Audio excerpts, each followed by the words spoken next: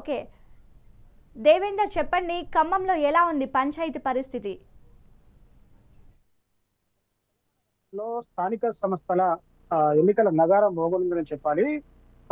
July అంటే June చివరి వారం గాని, జూలై మొదటి వారం గాని స్థానిక సంస్థల ఎన్నికలు జరగనంతప్పటికే ఎన్నికల రాష్ట్ర ఎన్నికల సంఘం కూడా కసరత్తులు ప్రారంభించింది. పూర్తిగా దీని మీద తెలంగాణ తెలంగాణలో ఉమ్మడి ఖమ్మం జిల్లా నుంచి కూడా ముగ్గురు మంత్రులు కేబినెట్ లో ప్రాతినిధ్యం వహిస్తున్నారు. వ్యవసాయ శాఖ మంత్రిగా తుమ్మల నాగేశ్వరరావు, అటు ఉప ముఖ్యమంత్రిగా భట్టి విక్రమార్క, అలాగే ఇటు రెవెన్యూ శాఖ మంత్రిగా పొంగులేటి శ్రీనివాసరెడ్డి కూడా ప్రాతినిధ్యం వహిస్తున్నారు. అంటే ఉద్యమాల జిల్లా ఖమ్మం జిల్లా ఎప్పుడు కూడా రాజకీయాలకు అతీతంగా ఉంటుంది.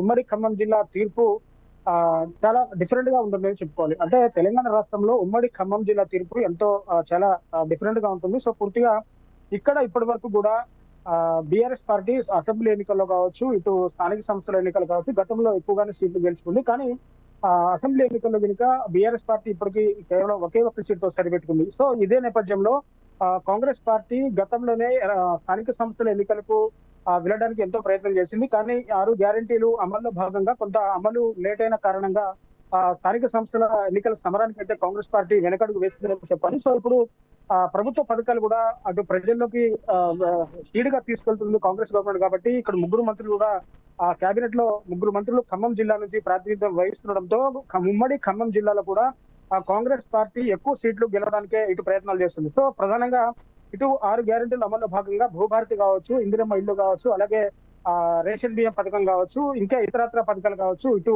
జనాల్లో ఎక్కువగా ముందుకు తీసుకువెళ్తూ కాంగ్రెస్ పార్టీ ఎన్నికలకు రెడీ అవుతుందని చెప్పాలి. సో పూర్తిగా ఇక్కడ బీఆర్ఎస్ పార్టీ, బీజేపీ పార్టీ కూడా ఈ స్థానిక సంస్థల ఎన్నికల సమరం ఇప్పుడు పెద్ద తలనొప్పిగానే మారింది. సో గత ఎన్నికల్లో, అసెంబ్లీ ఎన్నికల్లో పూర్తిగా బీఆర్ఎస్ పార్టీ కేవలం ఒక్క సీట్ తో సరిపెట్టుకుంది. ఇటు బీజేపీ పార్టీ ఓటు బ్యాంక్ కూడా గత అసెంబ్లీ ఎన్నికల్లో, ఎంపీ ఎన్నికల్లో బీజేపీ పార్టీ కూడా తన ఓటు బ్యాంక్ ను పెంచుకుంది. సో పూర్తిగా ఇటు కాంగ్రెస్ పార్టీ అయితే ఖచ్చితంగా 6 గ్యారెంటీలు ప్రజల్లోకి తీసుకువెళ్లి అక్కడ ఓటు బ్యాంక్ కూడా మొత్తం చేసుకోవాలని చెప్పేసి కాంగ్రెస్ యోచిస్తుంది. ప్రధానంగా తెలంగాణ రాష్ట్ర వ్యాప్తంగా ఉమ్మడి ఖమ్మం జిల్లా వ్యాప్తంగా కూడా దాదాపు 589 గ్రామ పంచాయతీలు ఖమ్మం జిల్లాలో ఉన్నాయి. అటు 470 గ్రామ పంచాయతీలు కూడా అటు భద్రాద్రి కొత్తగూడెం జిల్లాలో ఉన్నాయి.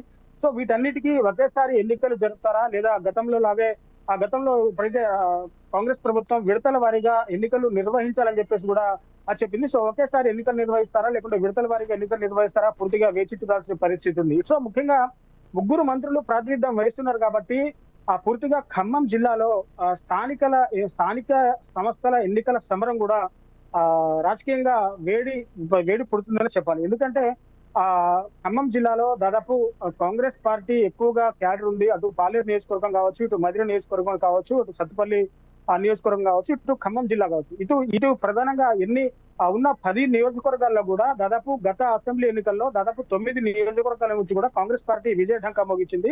సో ఇటు స్థానిక సంస్థల సమరం చూసుకుంటే, అంటే సర్పంచ్ ఎన్నికలు కావచ్చు, ఇటు ఎంపీటీసీ, జెడ్పీటీసీ ఎలక్షన్ లో కావచ్చు, ఖచ్చితంగా కాంగ్రెస్ పార్టీ ఎక్కువ స్థానాలు గెలుచుకోవడానికే ప్రయత్నం చేస్తుంది. సో ఇటు రాజకీయ విశ్లేషకులు కూడా పూర్తిగా గ్రామీణ ప్రాంతాల్లో కాంగ్రెస్ అమలు చేస్తున్న పథకాలు కూడా ఎక్కువ ప్రజల్లోకి పోతున్నాయి. ప్రజల్లోకి పోయిన తర్వాత అక్కడ కాంగ్రెస్ ఓటు బ్యాంక్ కూడా పెరుగుతుందని చెప్పాలి. సో ప్రధానంగా దీనికి సంబంధించి గత ప్రభుత్వంలో బకాయి పడ్డ గ్రామ పంచాయతీ నిధులను కూడా కాంగ్రెస్ అంటే 10 లక్షల లోపు నిధులు కూడా ఇప్పటికే పంచాయతీ అకౌంట్లలో జమ చేస్తుంది. సో దీంతో మాజీ సర్పంచులు కూడా కొంత హర్షం వ్యక్తం చేస్తున్న పరిస్థితి ఇక్కడ కనబడుతుంది. సో ఏది ఏమైనా కాంగ్రెస్ ప్రభుత్వం ఒక్కొక్క పెండింగ్ బిల్లును క్లియర్ చేస్తూ ఇటు పూర్తిగా ఎన్నికల్లో ఇచ్చిన 6 గ్యారెంటీల్లో అమల్లో భాగంగా కూడా అన్ని కూడా ప్రజల్లోకి తీసుకుపోతుంది. దీనికి సంబంధించి ఇప్పటికే గ్రామ పంచాయతీలు, మండల పరిషత్తులు, మున్సిపల్ ఎన్నికలు, జడ్పీ ఎన్నికల్లో కూడా వెళ్ళడానికి కాంగ్రెస్ ప్రభుత్వం ముఖ్యంగా